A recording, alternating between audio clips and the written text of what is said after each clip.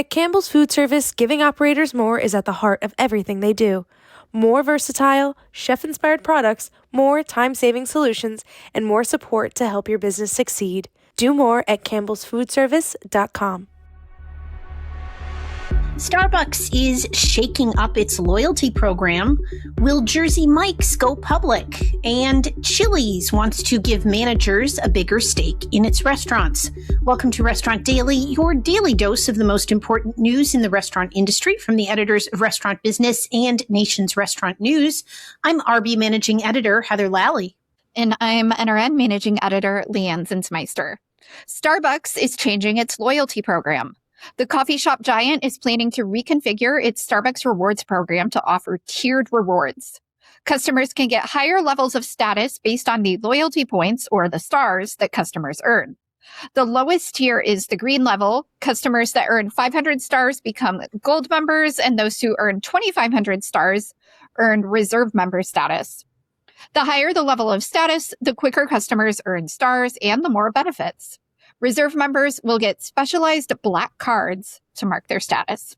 Jersey Mike's may go public. The sandwich chain is reportedly working with Morgan Stanley and JP Morgan Chase on an IPO that could take place as early as the third quarter this year. The company is gunning for a valuation of $12 billion. That would be a quick offering for Jersey Mike's, which was sold just a year ago to the private equity firm Blackstone. But the company has been subject to rumors and speculation of a potential IPO for months. Chili's wants to give managers a bigger stake in their restaurants. The chain is planning to shift to an incentive model in the next couple of years that will compensate GMs based on the performance of their restaurants in addition to their salary. It's inspired by Texas Roadhouse's Managing Partner program, where operators share in their restaurants' profits. But it will take some time to train managers to operate more like owners, the company said. Also, Chili's re-imaging program is starting to take shape. Though it's early days on the effort, with just 4 restaurants completed, the chain plans to ramp things up next year and in 2028.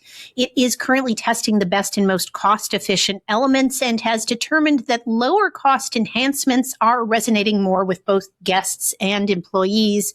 The new design, according to CEO Kevin Hochman, focuses heavily on the bar, which creates, quote, an energy and a vibe. Shake Shack wants to teach the fast food segment how to cook. The fast casual chain on Thursday launched a campaign called We Really Cook, spotlighting its made-to-order menu and the food preparation that goes on in restaurants. In a full-page ad in the New York Times and on social media, CEO Rob Lynch invited anyone, even competitors, to come to cooking classes at the chain's Atlanta Support Center in early March. The move is a dig at Chipotle, which has long touted its in-unit cooking, most recently in an ad campaign launched last week called Choices. That ad campaign contrasts Chipotle's grilled proteins, vegetables, and hand-mashed guacamole with fast foods, frozen chicken nuggets, and assembly line burger patties. California employers must ensure that workers know their rights when it comes to a potential immigration action under a new law that goes into effect February 1st.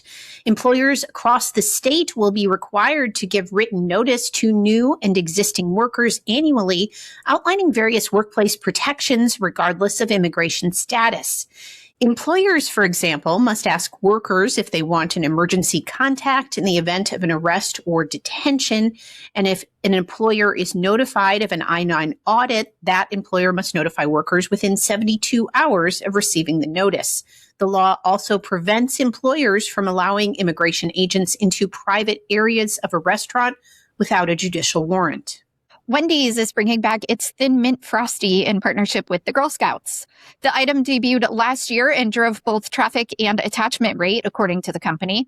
It was part of a bigger focus on Frosty innovation last year that lifted the signature dessert sales by 30%. In March, Krystal will mark a major milestone after 93 years in business as it opens its first ever restaurant in New Jersey.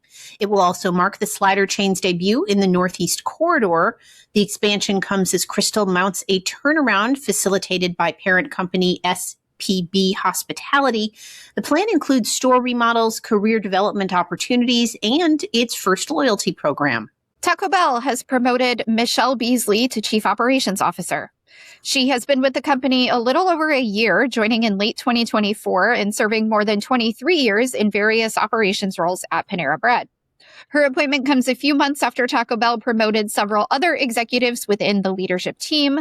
Taco Bell represents more than 80% of parent company Yum! Brands' U.S. operating profit and has outpaced most of its quick service peers in recent quarters. Candace Nelson has been named Menu Master's Digital Innovator of the Year. The founder of Cupcakes Concept Sprinkles and artisanal pizza chain Pizzana was aware early on of the value of leveraging her personal brand developed through TV appearances and other high-profile opportunities to support her business. She will be honored with other Menu Masters Award winners on May 16th at Morgan Manufacturing in Chicago. Visit menumasters.com to learn more about the awards and the celebration. This week's buzzworthy brand is the Friendly Toast, a 14-unit brunch all-day concept based in Portsmouth, New Hampshire. Sean Yutke was named CEO of the regional chain last month. Yutke is the former CEO of Tate Bakery and spent 12 years at Panera Bread. He sees the Friendly Toast as a potential national casual dining brand, saying the eclectic and playful menu is a standout in the breakfast space. To read more about Yutke's plans, check out restaurantbusinessonline.com.